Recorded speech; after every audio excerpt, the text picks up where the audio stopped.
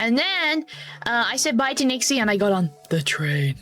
Oh my god, chat. I had the most creepiest encounter I think I've had in my entire life. You know I don't leave the house. I never leave the house, okay? It's nice to meet you too. Okay, so here we go. The story of the strange train encounter that was really awkward and horrible. And, okay, let me tell you. So, I got on the train. Like, you get on the train, sit down. So I got on the train and sit down. And, it's an hour-long train, by the way. So I just sat down, and I hear this, like, weird yelling from the back of the train, but I'm not thinking much of it. It's the UK, like, blah, blah, blah. Put in my headphones, listen to my music, and I'm on my way. I'm on my way home. And about 10 minutes into my journey, this guy stumbled over to me and sat next to me, like, on the train, and he just kept staring at me, and I'm like, just ignoring it. I didn't really think much of it, you know? You're not thinking about it. And then, he tried to get my attention and spoke up, and I'm like, huh? Like, what? Like, can I help you? And then, oh, this is the worst part. This is one of the worst parts anyway. He gestured towards his chest and pointed at me and said big. So he was basically pointing out my boobs, and, out of nowhere, like, he was so drunk. He was so drunk. And this is the first time anything like this has happened to me, and I just laugh awkwardly. I'm like, and then he asked if I went to the gym, which obviously is rude because, like, that's just rude to ask a girl, you know, ask if I went to the gym. And then he just started talking about himself, and he said some of the most messed up stuff. Like, I wasn't even talking to him. He just kept talking to me, and he kept saying stuff. He said, this is the weirdest thing, one of the weirdest things he said. He said, oh yeah, I have crabs, and oh yeah, I have, like, ringworms and worms, and, like, all. I'm like, what?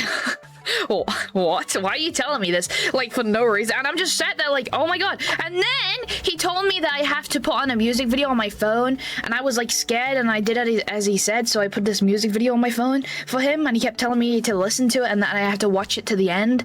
And he was leaning over me, and his breath smelled so bad of alcohol. Oh my god. He smelled so, like, oh. And he just made me watch it to the end.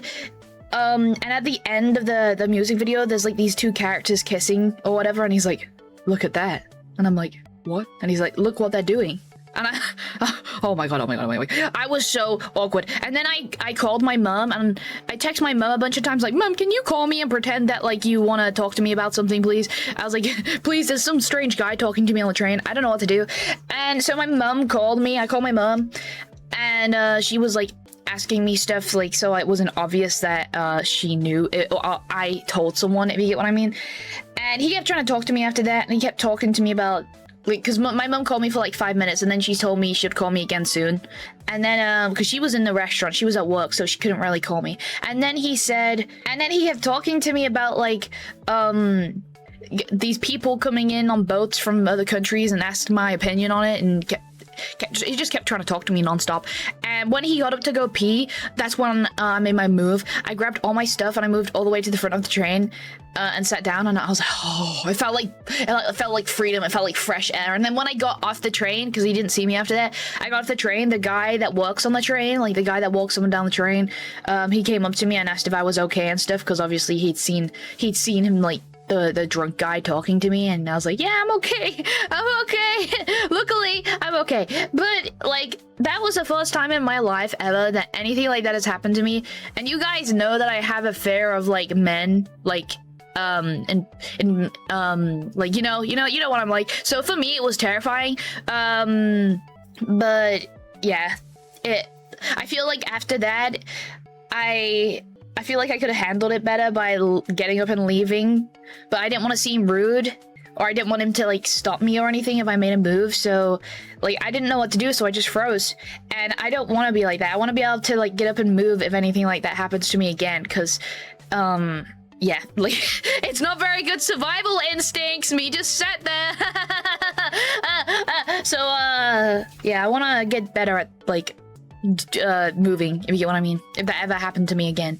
Yeah, I'm feeling good now, don't worry. I was more uncomfortable than I was scared. I wasn't really that scared, I was more uncomfortable, because it was just weird, you know? Like, yeah. And then I'm looking down at myself, I'm like, do I look fat? Is that why he called me big? Or was he talking about my boobs? But I'm pretty sure he was talking about my boobs. I don't know. I was wearing my catfish shirt. I was wearing my catfish shirt too. The one that I'm gonna be wearing at the expo. So I just have like this really stupid shirt on it as well. But yeah. And then I came home and I had a shower and oh yeah, I feel better now. But like that was one of the craziest things that have happened to me before on a train. I'm definitely gonna be more careful where I sit next time. Like, because there wasn't really many people on the cart, so I want to sit somewhere where there's like tons of people next time. Because normally I like being alone, you know? I like being alone, so I choose like a quiet part of the train and listen to my music. But next time I will choose a spot with more people. Yeah. I never really thought anything like that would happen, so yeah, but that's like, that was strange. But yeah.